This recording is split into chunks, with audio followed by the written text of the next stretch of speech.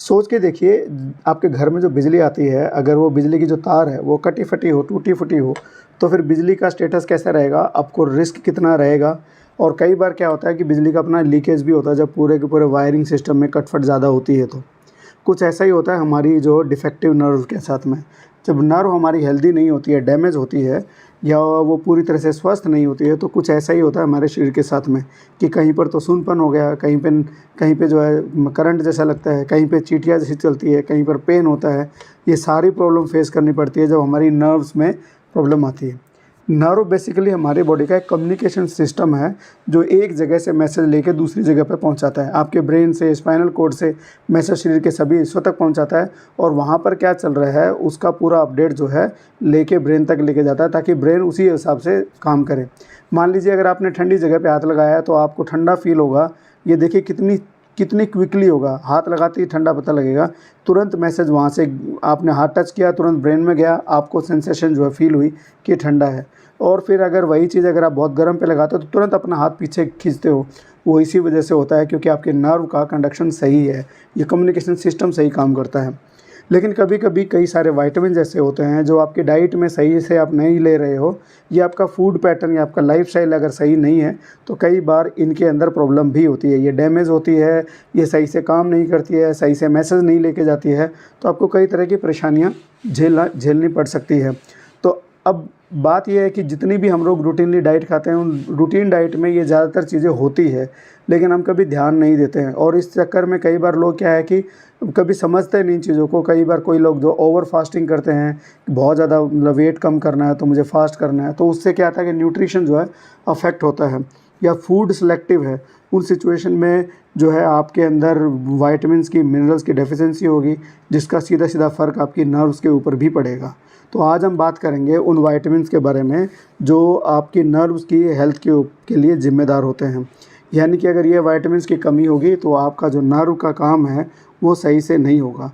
ज़्यादातर vitamin B category के vitamin होते हैं, जिसमें विटामिन बी कम्प्लेक्स की हम बात करते हैं, तो उसके अंदर जो है उनकी कमी की वजह से विटामिन बी ग्रुप की विटामिन्स की कमी की वजह से नर्व्स काफ़ी ज़्यादा डैमेज होती है। क्योंकि ये नर्व्स के ऊपर जो कवरिंग होती है, जैसे तार है, तार के ऊपर जो प्लास्टिक चिपका होता है, ब्लैक कलर का या अलग अलग कलर का, उसका काम क्या होता है कि बिजली का जो लीकेज ना हो और बिजली सही से पहुँचे और कोई हाथ लगाए तो किसी को करंट ना लगे। वही काम होता है माइलिन शीथ का, उसके ऊपर कवरिंग होती है। और ये माइलिन शीथ बनाने के लिए विटामिन बी जो कम्प्लेक्स के जो विटामिन होते हैं उनका काफ़ी अच्छा खासा रोल होता है। फिर क्या है कि नर्व तो अच्छी है, हेल्दी है, लेकिन अब नर्व के ऊपर किसी भी तरह का फ्री रेडिकल्स का है या ऑक्सीडेटिव स्ट्रेस का अटैक होगा तो वो नर्व डैमेज भी होगी। उससे बचाने के लिए भी कुछ वाइटामिन चाहिए, तो उसको बचाने के लिए वाइटामिन चाहिए हमारे विटामिन डी, विटामिन ई और विटामिन सी। ये फ्री रेडिकल्स को ख़त्म करते हैं और जो कोशिकाएं होती है उनके अंदर डैमेज है उसको प्रिवेंट करते हैं विटामिन सी और vitamin E. Vitamin D overall हमारा नर्व के साथ में सीधा जुड़ाव नहीं है इसका, बट इसका जुड़ाव है हमारा सीधा बोन्स के साथ में। अगर हमारी बोन हेल्थ अगर सही रहती है तो नर्व के साथ में भी उनका सही काम करता है, क्योंकि कंडक्शन के लिए कई बार कैल्शियम और इन सब चीज़ों, मैग्नीशियम, इन सब चीज़ों की ज़रूरत रहती है।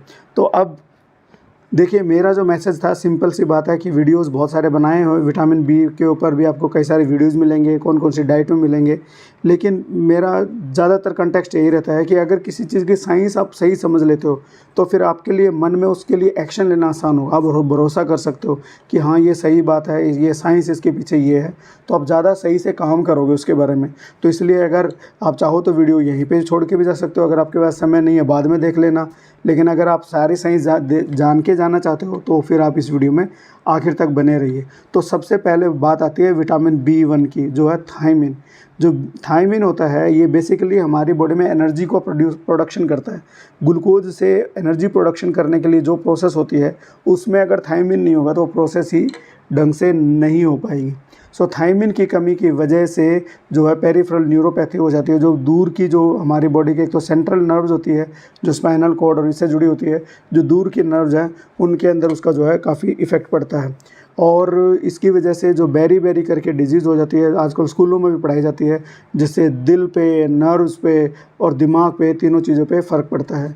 जो लोग बहुत ज़्यादा शराब पीते हैं उनके अंदर बेरी या थायमिन की डेफिशिएंसी काफ़ी ज़्यादा देखी जाती है और उनके अंदर काफ़ी प्रॉब्लम होती है, जिसकी वजह से उनके सोचने समझने की शक्ति में भी प्रॉब्लम आती है और नर्व्स की तो न्यूरोपैथी तो उसमें अंदर बहुत ज़्यादा हो ही जाती है।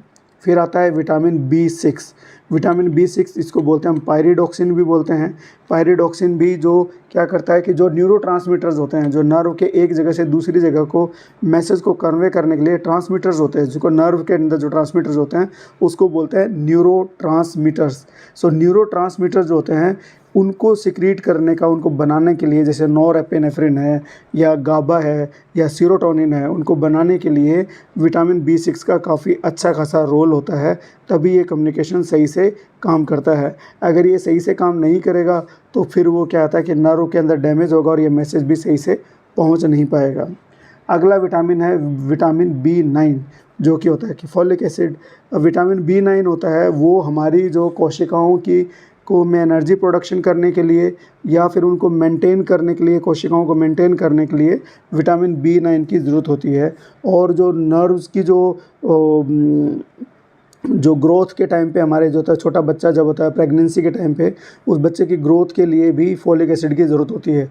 आपने सुना ही होगा कि फॉलिक एसिड की कमी होगी तो न्यूरल ट्यूब डिफेक्ट होंगे। आप चाहो तो उस पर वीडियो है, वीडियो जाकर देख सकते हैं, डिटेल से वीडियो बनाया हुआ है, आपको देखना चाहिए।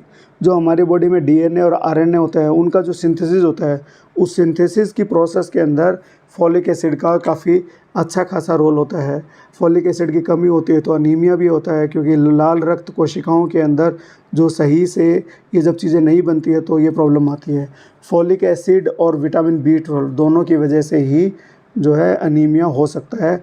होता अलग अलग टाइप का है, दोनों में अनीमिया होता है वो अलग अलग टाइप का होता है। लेकिन फॉलिक एसिड की वजह से अनीमिया हो सकता है।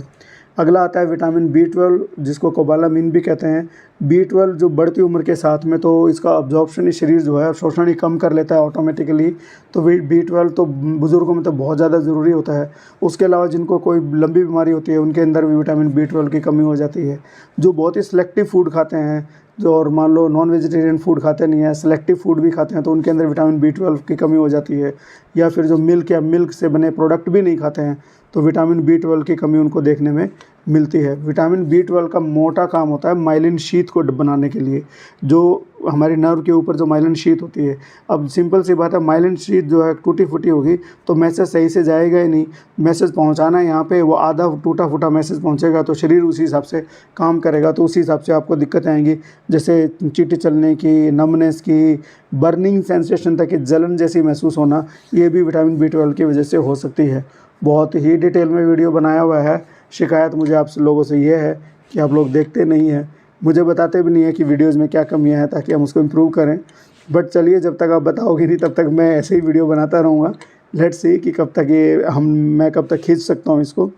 विटामिन B12 भी बहुत ज़रूरी है। एनिमल प्रोडक्ट्स में काफ़ी ज़्यादा होता है, और एनिमल प्रोडक्ट का मतलब चिकन मीट ही नहीं है, फ़िश ही नहीं है, मिल्क और मिल्क से बने प्रोडक्ट के अंदर भी विटामिन B12 होता है।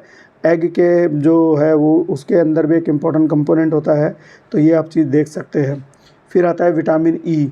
विटामिन E हमारे शरीर को बहुत थोड़ी मात्रा में चाहिए, लेकिन अगर ये नहीं होगा आपके डाइट में तो दिक्कतें आएंगी, क्योंकि ये आपकी कोशिकाओं को ऑक्सीडेटिव स्ट्रेस, खतरनाक वाले रेडिकल से बचाता है। तो इसलिए विटामिन E जो है बड़ा ही ज़रूरी है। अगर मोटे शब्दों में कहे कि आपकी स्किन को सही रखने में, यंग रखने के लिए ये काफ़ी हेल्पफुल होता है। साथ में नर्व्स के ऊपर जो अटैक होता है फ्री रेडिकल्स के, उससे भी आपको ये बचाता है। विटामिन D मैंने शुरुआत में बताया कि बोन हेल्थ के लिए ज़रूरी होता है, क्योंकि जब तक विटामिन D नहीं होगा वो आपकी बॉडी के अंदर कैल्शियम सही से ऑब्जॉर्ब नहीं होगा, और कैल्शियम ऑब्जॉर्ब नहीं होगा तो जो कंडक्शन की प्रोसेस है कैल्शियम उसके कोई बिना नहीं होती है। तभी तो नर्व की इम्पल्स बनती है, एक जगह से दूसरी जगह तक मैसेज स्पीड से जाता है। तो अगर कैल्शियम नहीं होगा तो प्रॉब्लम आएगी, साथ में आपकी बोन हेल्थ पे भी फ़र्क पड़ेगा, और जिसकी वजह से आपको कमज़ोर मसल्स फील होंगी, जो सेंसेशन है वो भी कमज़ोर महसूस होगी। तो ये सारे के सारे चीज़ें थी जो आपको बचाएंगी, आपके नर्व को डैमेज होने से बचाते हैं। तो ये चीज़ें आपके डाइट में भरपूर मात्रा में होनी चाहिए, जितनी आपको रिक्वायरमेंट है। हरे पत्तेदार सब्जियां, डेयरी और डेयरी से बने प्रोडक्ट, या फिर आप चिकन या नॉन वेजिटेरियन डाइट खाते हैं, उन सब के अंदर ये सारी चीज़ें होती है। उसके अलावा जो ड्राई फ्रूट्स हैं, नट्स हैं, सीड्स हैं, उनके अंदर भी ये चीज़ें होती है। बट हरे पत्तेदार सब्जियां, साथ में नॉन वेजिटेरियन डाइट, या फिर मिल्क या मिल्क से बने प्रोडक्ट, ये मोटे मोटे तौर पे इन सब चीज़ों को ओवरऑल कवर कर लेते हैं। तो उम्मीद करता हूँ कि वीडियो पसंद आया होगा तो लाइक करो, शेयर करो, सब्सक्राइब करो, जो दिल करता है वो करो, बट कुछ ना कुछ करो। Thank you so much.